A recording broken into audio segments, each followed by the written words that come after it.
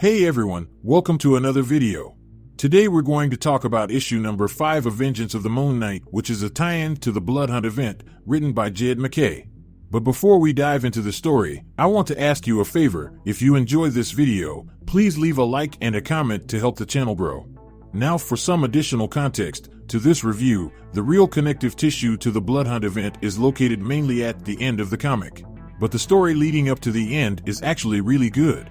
And one additional thing you have to understand about this comic is they will be jumping back and forth between the past battle and the current therapy session. Now, in the wake of Marc Spector's death, a fake Moon Knight took up the mantle. So in making a name for himself, he incited increased violence and fear among the criminal underbelly and began corroding the legacy that Marc had left behind. Now determined to protect Moon Knight's reputation and everything the Moon Knight mantle stands for, Hunters Moon and Tigra took it as a personal mission to bring the false Moon Knight down. Using the memories of the previous Fist of Khonshu, they discover the identity of this impostor to be Max Coleridge, aka the Shroud. Now, just like all the issues previous to this one, this issue picks up in a therapy session between 8-Ball and Dr. Sturman. And right out the gate, 8-Ball starts off by realizing the Shroud was the person pretending to be the new Moon Knight. So with that coming to light, the doctor asks if he had met the Shroud before all of this. In which 8-Ball responds by saying, no, not before he whipped his ass, or at least he didn't think he did. So with that statement, the doctor asked if he was certain this was the best time for their meeting. In which 8-Ball replied by saying, honestly, no, but it's about the only thing that's keeping him from having a nervous breakdown right now. So with that being said, we jump over to the past where we see the Shroud laying into Tigra and Hunter's Moon. And while he's doing that, he asks them why they couldn't have left him alone and allowed him to be the new Moon Knight. In which Hunter's Moon replied by saying, that is impossible for as long as he is wearing what doesn't belong to him. So with some distance between them, the Shroud then released a burst of dark force power towards Tyra. And as she dodged it, she stated, what exactly is he playing at, because Marc, herself, and the Shroud all go back to the West Coast Avenger days and were once friends.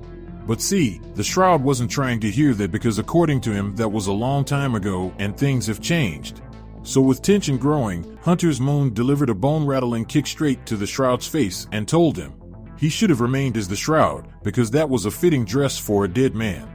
So with that kick delivered, we jump back to the interview, with 8-Ball asking if the Shroud was a good guy or a bad guy, because he was pretty sure that he was setting himself up to be the LA's kingpin a while back.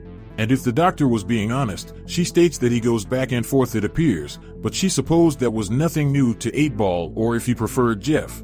So with 8-Ball real name mentioned, he proceeded to say that Jeff Hadji's was just another loser. And from his perspective, he was turning that around by doing a lot of good. In fact, he even brings up the time he saved Moon Knight's life back on Hart Island.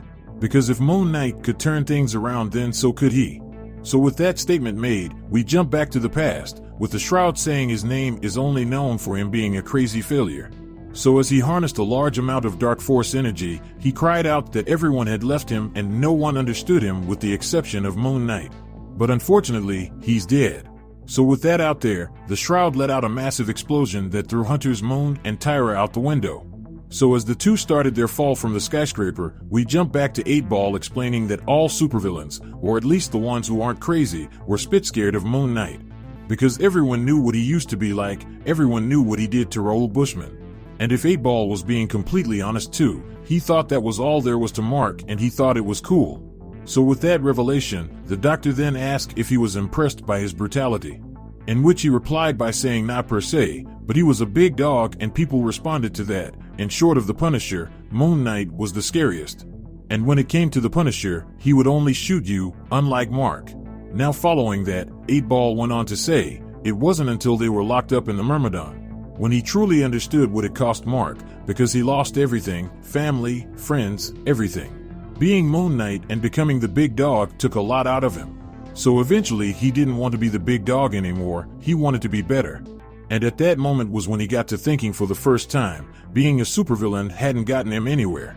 And if this guy, the guy they all thought was such a badass, was able to survive losing everything and still wanted to be better, then what was stopping him? What did he have to lose? Maybe he's not a badass.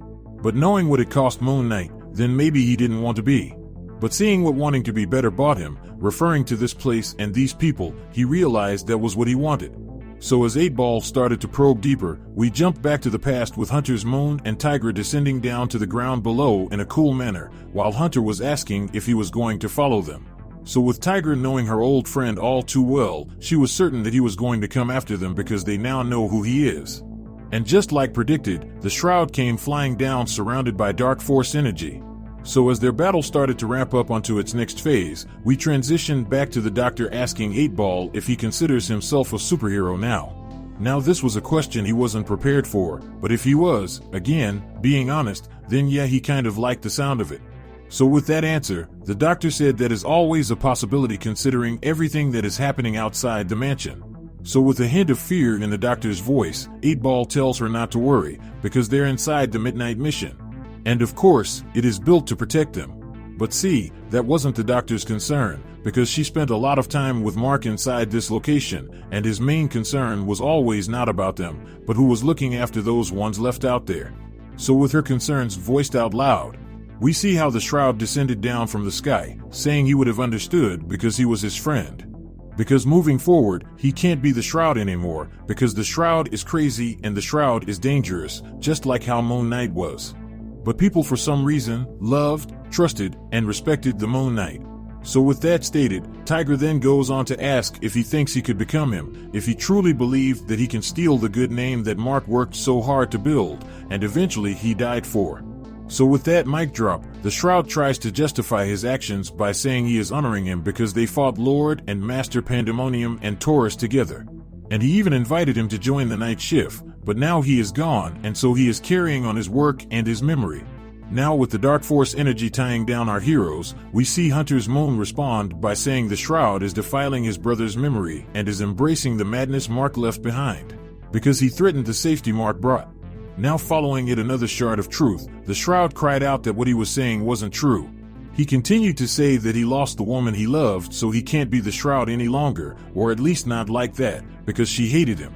Now with that said, Tigra went on to say, Marc also loved a woman once, a woman named Marlene. In fact, they even had a kid together, but eventually he lost them both because of what he was and what he did. So because of that loss similar to the Shroud, Marc stole Daredevil's name and dragged it through the dirt. Now this caught the Shroud off guard, because if what Tigra was saying was true, then Marc was more similar to him than he thought. But the only difference was Marc had the courage to get help and get better. He did the work to fix his life, but as for the Shroud, he was just a coward. So with the truth hitting deep, Tigra then goes on to say that Moon Knight fought the Avengers, conquered for the insane god, and even fell about as low as a man could. But when he died a hero and the man she loved. And he left a legacy behind that he built with them. A legacy that the Shroud can't have. So with that explained, the Shroud dropped to his knees as Tigra went on to say if he wanted his legacy to mean something, then he will have to build it himself. So with the battle over, the Shroud broke out in tears as Tigra went to his side and said that she knows someone who he could talk to. So with a deep hug, Tigra accepted his apology and told him that she understood he just wanted to be a hero. So as they got up to leave, the Shroud doubled over in pain as the dark force power within his body erupted out. The same dark force energy that erupted out of Blackout in issue number 1 of the Blood Hunt event. So as Hunter's moon and Tigra look on in shock, we transition back to 8-Ball realizing the point of the Midnight Mission.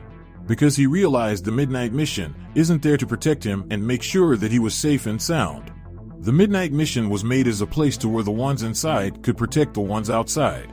So with that dawning upon 8-Ball, he asked the Doctor if Marc was ever scared, in which she replied by saying all the time. So with his courage renewed, 8-Ball alongside Reese and Soldier all exited the Midnight Mission and started to go to war with the vampire army, named the Structure. So with that said, this issue of Vengeance of Moon Knight comes to an end. Now with that out there, if you want to stay in the loop about any individual storyline, then how about you hop over to the playlist section down below or in the link cards above to get all caught up on the Blood Hunt event. So with that established, I hope you enjoyed this video and please don't forget to leave a like and a comment if you want to see more videos like this. Thank you for watching and I'll see you in the next review.